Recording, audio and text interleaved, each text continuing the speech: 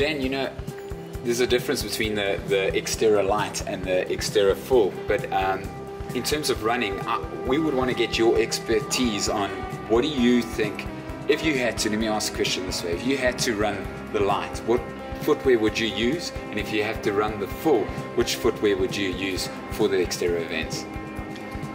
Thank goodness I can't go wrong here. No right or wrong answer. But there are a few principles which are essential to understand. I would not run in a brand new shoe out the packet that you've never tested in any race at any distance. And so personally, you need to get comfortable in what you're going to race in. But I love aspiring to challenges, to goals. And if you're racing the Xterra Light for the first time, it is fun to have a slightly lighter shoe that's going to make you feel that little bit more nimble. For me personally, that's all a part of it. That's a part of the fun and the challenge. I do not believe in any way that you need a trail shoe, a trail specific shoe for the Xterra Light. I will stand by that. The Xterra Light is an introduction to the sport of Xterra. And so often a lot of the extreme little bits of adventure that I love, like some of the kind of field-foot stuff we did at Buffelspoort, a river crossing on a weir, then scrambling up some just natural rock. It's awesome, but that's often not included in the Light for specific reasons, just to give people an introduction that they feel comfortable with. And for that, any shoe is going to get you there. I'd rather see you there than not. And if equipment is going to be your holdback, get past that. Come and join us. Dan, if I'm doing the Total Sports Light for the first time and I'm wanting to take my fellies off and I'm doing Buffelspoort and I want to get into a pair of shoes that I could use, what would I need to look at in order to get the right shoe for the Xterra Light? What I would say is to, whatever you've stolen off the shelf here at Total Sports, is to run off the bike the weekend before at least. Cool. Whether that's perhaps only 10 minutes, but you go for your 2-hour ride, you get off, you put your shoes on, and you go out for a 10-minute jog. It just gets the neurological adaptation going.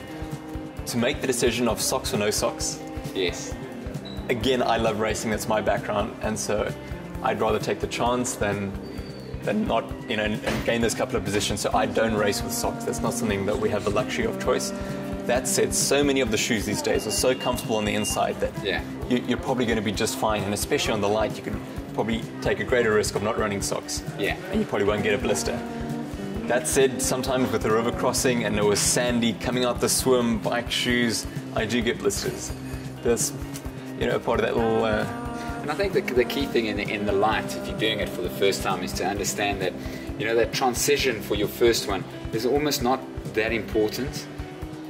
But if you are starting to take it seriously, that transition starts to become more and more important. And your first one might not be as important as the next one. And as you grow, you'll start to develop whether you want to wear socks to get, you want a worse time on your transition and put on socks, or if you want to cut that time and actually try and make that position out a little bit earlier. But just to get back to your actual question, what would be the right shoe? There is no perfect right shoe. It's what you're comfortable in, what you're used to.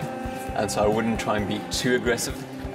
But if you enjoy the challenge of racing a little bit and probably racing your mate, I would love you to try something lighter, perhaps even minimalist. And because it's trail, the pounding is a little different to doing a 5K or 6K on toll road. Yeah. So you have that option and you can still kind of get away with a little bit. If you step it up to the Xterra Full, and often the courses are a little bit more challenging, a little more aggressive, and often some really proper trail running, there might be a need for more grip, more specific trail engineering that will prevent the scuffing and prevent the slippage. And often, this is a much harder sole than some of this. So on a downhill run at full bore, you won't feel the rocks underneath your feet quite like you would with something that wasn't engineered for trail running. Sure.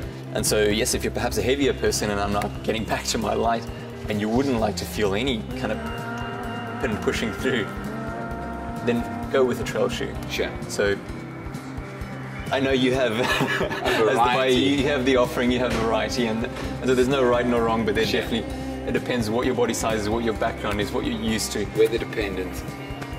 Trail specific dependent. Yeah. That's one of the fun things I love about Xterra. It's different every time. I can't tell you what your course is going to be like. The conditions are different every time. Sometimes the stream that we dive through is a trickle, sometimes it's a torrent. Yeah. And I love that uncertainty about it. Yeah.